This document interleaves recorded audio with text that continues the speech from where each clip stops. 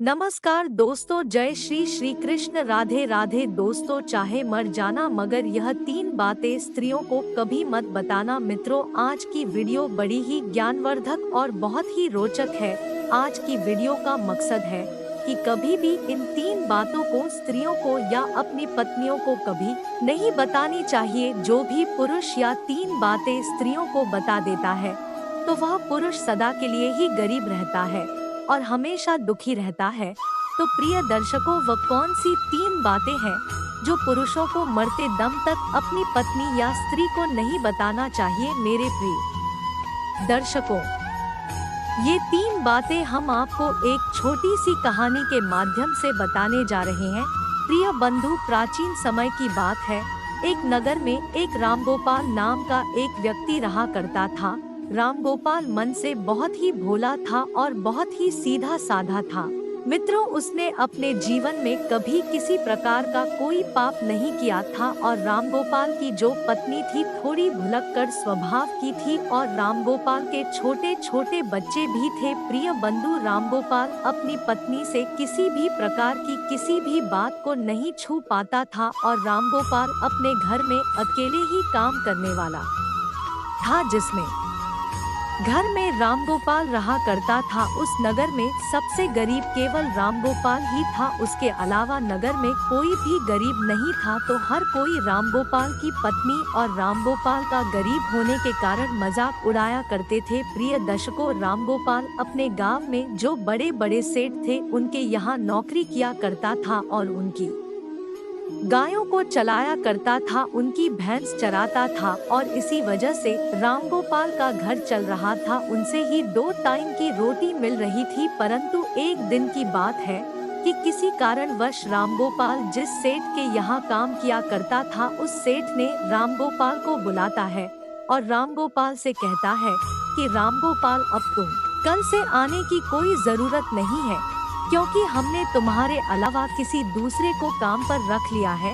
इसकी वजह से अब हम तुम्हें नहीं रख पाएंगे और तुम्हारी जो पिछले महीने की पगार है उसे तुम ले जा सकते हो और यहाँ से जा सकते हो। इसके बाद रामगोपाल अपने सीट से अपनी पिछले महीने की पगार लेकर अपने घर आ जाता है। रामगोपाल बहुत ही दुखी होता है और फिर घर आकर रामगोपाल जैसी ही अपनी पत्नी को पैसे देता है तो रामगोपाल की पत्नी बहुत ही खुश होती है। परंतु उसके बाद रामगोपाल जब अपनी पत्नी को बताता है कि मेरी नौकरी छूट चुकी है, अब कल के बाद मैं कहीं नहीं जाऊंगा, उस दिन के बाद से रामगोपाल अपने घर में ही रहता था, क्योंकि रामगोपाल के पास अब कोई भी काम नहीं था।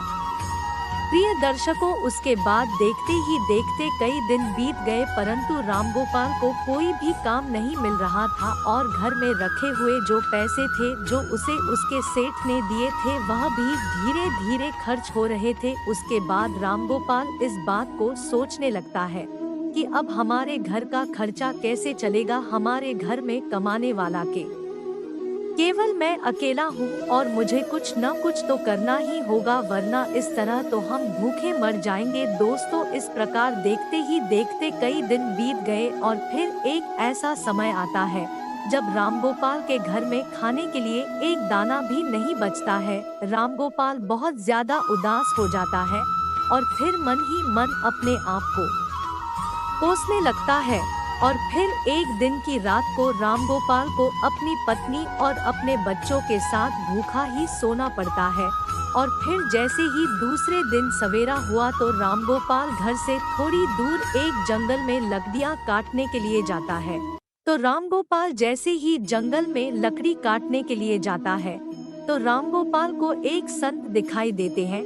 जैसे ही रामगोपाल को वह संत दिखाई देते हैं तो वह रामगोपाल संत के नजदीक जाता है और फिर संत रामगोपाल को देखकर अपनी आंखें खोल लेते हैं। रामगोपाल उस विद्वान संत को प्रणाम करता है और प्रणाम करने के बाद उनके पैरों में गिर जाता है और कहता है कि है पितामह, है गुरुदेव, मेरे घर में खाने पीने के लिए दाना पानी नहीं है, मेरे बीवी और बच्चे भूखे मर रहे हैं। कृपया करे मुझे कोई ऐसा सुझाव दे जिसकी वजह से मेरा घर ठीक तरह से चल सके। प्रिय दर्शकों को इस प्रकार विनती करने के बाद वसंत राम गोपाल की ओर देखता है और वह संत राम गोपाल की ओर देखकर यह पता करता है कि वह बहुत ही सीधा है। उसने अपने जीवन में आज तक कोई पाप नहीं किया है। उसके स्वभाव को देखकर वे विद्वान साधु राम गोपाल से कहता है कि राम गोपाल मैं तुम्हें आज ऐसे एक पेड़ के बारे में बताने वाला हूँ। अगर उस पेड़ के नजदीक जाकर तुम उस पेड़ से जो भी मांगोगे तो वहाँ पेड़ तुम्हें लाकर दे देगा, और अगर उस पेड़ का एक छोटा सा भी भाग, छोटी सी भी लकड़ी तुम तोड़ लेते हो या काट लेते हो तो वह सोने में बदल जाएगा, और इस तरह तुम अपने घर को चला सकते हो, अपने घर की गरीबी को दूर कर सकते हो। प्रिय दर्शकों, मगर संत राम गोपाल को यह बात भी कहते हैं कि अगर तुमने इस बात को अन्य किसी आदमी या किसी औरत को बताया तो उस दिन के बाद से तुम्हें वह किसी प्रकार की कोई वस्तु नहीं देगा और तुम्हें सब कुछ देना बंद कर देगा। दोस्तों, राम गोपाल तो सीधा साधा था। राम गोपाल उस संत के द्वारा उस पेड़ के नजदीक जाता है और पेड़ के नजदीक जाकर रामगोपाल को सबसे पहले अपनी बीवी और अपने बच्चों की याद आ गई, और फिर रामगोपाल सबसे पहले उस पेड़ से, उस वृक्ष से एक बोरी चावल मांगता है। जैसे ही रामगोपाल वृक्ष से एक बोरी चावल मांगता है तो झट से ही न जाने कहां से एक बोरी चावल रामगोपाल के सामने आ जाते हैं। रामगोपाल वो बोरी चावल को लेकर चला जाता है और घर जाकर अपनी बीवी और बच्चों को चावल खिलाता है, और फिर रामगोपाल सबसे पहले उस पेड़ से, उस वृक्ष से एक बोरी चावल मांगता है। जैसे ही रामगोपाल वृक्ष से एक बोरी चावल मांग है तो झट से ही न जाने कहां से एक बोरी चावल रामगोपाल के सामने आ जाते हैं। रामगोपाल वो बोरी चावल को लेकर चला जाता है और घर जाकर अपनी बीवी और बच्चों को चावल खिलाता है और भरपेट भोजन करते हैं। उस दिन रामगोपाल ने अपनी पत्नी को यह नहीं बताया था कि मैं चावल कहां से लाया हूं, परंतु फिर जैसे ही रामगोपाल दूसरे दिन उसके पास जाता है, रामगोपाल उस पेड़ से 5 सोने की मुद्राएं मांग लेता है, और जैसे ही रामगोपाल मांगता है झट से पेड़ रामगोपाल को 5 सोने की मुद्रा देता है, और रामगोपाल 5 सोने के सिक्के पाकर खुश हो जाता है और अपने घर को आ जाता है। घर आकर रामगोपाल अपनी पत्नी को सोने के सिक्के देता है तो रामगोपाल की पत्नी भी बहुत खुश होती है, और उसके बाद रामगोपाल अपनी पत्नी को सारी बात बता देता है, क्योंकि रामगोपाल की पत्नी जैसे ही रामगोपाल के हाथ में 5 सोने के सिक्के देखी तो वे रामगोपाल से पूछने लगी कि आखिर तुम यह कहां से लाए हो, तो रामगोपाल अपनी पत्नी को सारी बातें बता देता है। प्रिय दर्शकों, रामगोपाल अपनी पत्नी से कुछ नहीं छुपा था, मगर रामगोपाल को इस बात का भी पता था कि उसकी पत्नी भुलक्कड़ है, लेकिन वे सारी बातें अपने पड़ोसियों को बता देती है। जो भी उसे बताता हूँ, लेकिन उस बात को भूलकर रामगोपाल अपनी पत्नी को सारी बातें बता देते हैं। उसके बाद देखते देखते कई दिन बीतते गए। रामगोपाल इसी तरह रोज 5 सोने के सिक्के उस वृक्ष से मांग कर लाने लगा, और फिर एक दिन की बात है जब रामगोपाल अंत में उस वृक्ष से हजारों सोने के सिक्के मांग लेता है, और जैसे ही रामगोपाल मांगता है तो झट से एक बोरी भरकर रामगोपाल के सामने सोने के सिक्के आ जाते हैं। रामगोपाल एक बोरी सिक्के को अपनी बैल की पीठ पर रखकर अपने घर ले जाता है। दोस्तों, वह सोने के सिक्के पाकर और उस विद्वान संत का आशीर्वाद पाकर रामगोपाल देखते ही देखते बहुत धनवान हो गया। रामगोपाल के पास बहुत सारा धन हो गया।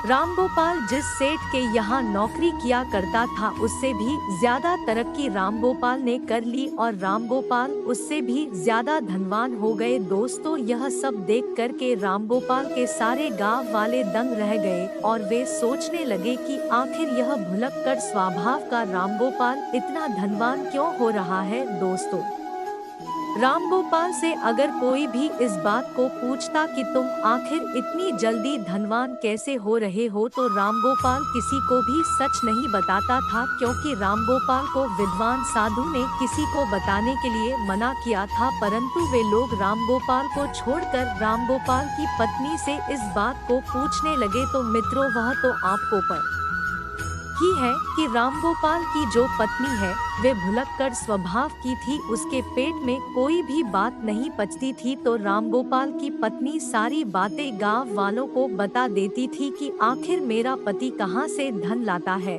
तो रामगोपाल की पत्नी सारी बातें उनको बता देती है।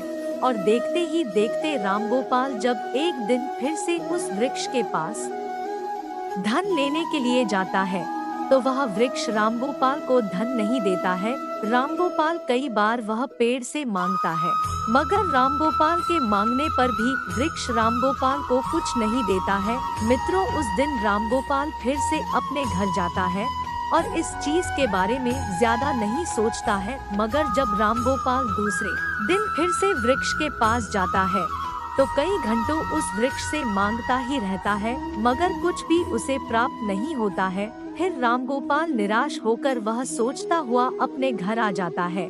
तो रामगोपाल अपने घर आकर अपनी पत्नी से कहता है कि है भाग्यवान, आज मैं वृक्ष के यहाँ जाकर आया हूँ, मगर वृक्ष से आज मैंने जब धन मांगा तो वृक्ष ने कुछ नहीं दिया। कहीं तुमने किसी को वृक्ष के बारे में बता तो नहीं दिया। तो दर्शकों, रामगोपाल की पत्नी भुलक्कड़ स्वभाव की थी और वह अपने मन में किसी भी प्रकार की बात नहीं छुपाती थी और इसमें कोई संदेह नहीं है।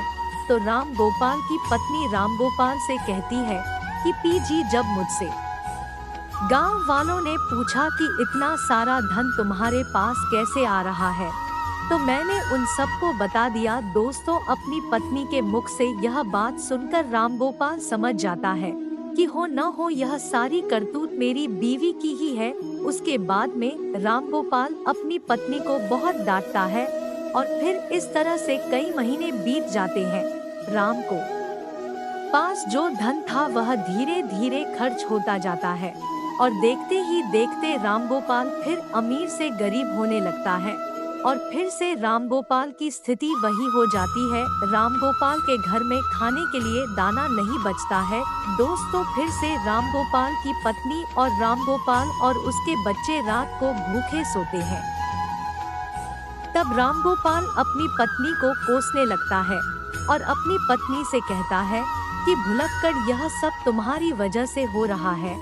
अगर मैं तुम्हें बताता तो आज यह दिन नहीं देखना पड़ता। रामगोपाल अपनी पत्नी से कहता है, मगर अब बहुत लेट हो चुका है। मित्रों, फिर एक दिन रामगोपाल उस संत को ढूंढने के लिए जंगल में जाता है, मगर रामगोपाल को वह संत विद्वान साधु उसे पूरे वन में, पूरे जंगल में नहीं मिलता है। रामगोपाल को ढूंढते ढूंढते कई घंटे बीत जाते हैं और फिर कई घंटे बाद रामगोपाल को मिल जाते हैं। संत मिलते ही रामगोपाल उनके चरणों में गिरकर रोने लगता है और गिड़गिड़ाने लगता है और कहता है, हे गुरुदेव, आखिर मुझसे ऐसी कौन सी भूल हो गई है जिसकी वजह से आप मुझसे रूठ गए हो। आप ही मेरे दाता हो, आप ही मेरे विधाता हो। हे विधाता, आप मेरी भूल को माफ करें, क्योंकि मेरी एक भूल के कारण आज मेरे बच्चे भूखे सो रहे हैं, मेरे संतान भूखे सो रहे हैं। इसलिए है भगवान, आप मेरी सहायता करें। मित्रों, उसके बाद भी विद्वान संत रामगोपाल से कहता है कि रामगोपाल, अगर ऐसी बात है तो मैं तुम्हें माफ करता हूँ, परंतु आज मैं तुम्हें एक बात बताने वाला हूँ और मेरी बात यह है कि कभी भी जीवन में ये 3 बातें हर पुरुष को अपनी पत्नियों को, अपनी स्त्रियों को नहीं बतानी चाहिए। जो पुरुष इन बातों को बताता है वह पुरुष हमेशा जीवन में सदा के लिए दुखी रहता है, सदा के लिए जीवन में गरीब रहता है। दोस्तों, उसके बाद विद्वान संत कहते हैं कि रामगोपाल, अगर इन 3 बातों को तुम आज से ही अमल कर लोगे तो फिर से तुम्हारी अच्छे दिन आ जाएंगे। तुम्हारे पास ठीक उसी तरह धन आने लगेगा जिस तरह तुम्हारे पास पहले था। तो प्रिय दर्शकों, वसंत रामगोपाल को पहली बात बताने लगता है और कहता है कि सबसे पहली बात यह है कि कि कभी भी किसी पुरुष को अपनी पत्नी को अपनी कमाई का जरिया नहीं बताना चाहिए, क्योंकि अगर आप अपनी पत्नी को एक स्त्री को कमाई का जरिया बता देते हैं और अपनी कमाई के बारे में बता देते हैं, तो उस कमाए हुए धन को खर्च करने पर रोक लगा देती है, अर्थात उस धन को बिल्कुल भी खर्च नहीं करने देती और साथ ही उसका मायके के जरिए पूरे गांव में ढिंढोरा पीट देती है और अपनी पढ़ाई समझकर, अपनी तारीफ समझकर लोगों को बता देती, और जिसमें मानहानि एक पुरुष को ही होती है। दोस्तों, जिस प्रकार से रामगोपाल की पत्नी ने गांव के अन्य लोगों को कमाई का जरिया बताया था, ठीक उसी प्रकार किसी भी पुरुष को अपनी भाई का जरिया और अपनी कमाई के बारे में कभी भी किसी स्त्री को अपनी पत्नियों को नहीं बताना चाहिए। अगर आप अपनी अपमान के बारे में अपनी पत्नी को बताते हैं, तो इसमें आपकी शर्त मानहानि होती है। प्रिय मित्रों, ये 3 बातें कभी भी एक पुरुष को अपनी पत्नी को नहीं बतानी चाहिए। तो मित्रों, ठीक इसी प्रकार में विद्वान साधु रामगोपाल को ये 3 बातें बता देता है कि रामगोपाल संत के द्वारा बताई गई 3 बातों पर अमल करता है और उसके बाद अपने घर जाता है और घर जाकर इन 3 बातों पर अमल करने लगता है। तो फिर देखते ही देखते रामगोपाल के अच्छे दिन वापस आने लगते हैं, मगर उसके बाद में रामगोपाल उस विद्वान संत के द्वारा वही 3 बातों पर अमल करने लगता है, और जब अपनी पत्नी को 3 बातें नहीं बताता है, तो रामगोपाल रंग से राजा बन जाता है। तो दोस्तों, इस प्रकार यह 3 बातों को अपनी पत्नी से नहीं बतानी चाहिए। तो मित्रों, यदि आपको यह वीडियो पसंद आई हो तो प्लीज आप हमारे चैनल को सब्सक्राइब अवश्य करें, वीडियो को लाइक करें और दोस्तों सच्ची श्रद्धा से कमेंट में जरूर लिखें जय श्री कृष्ण।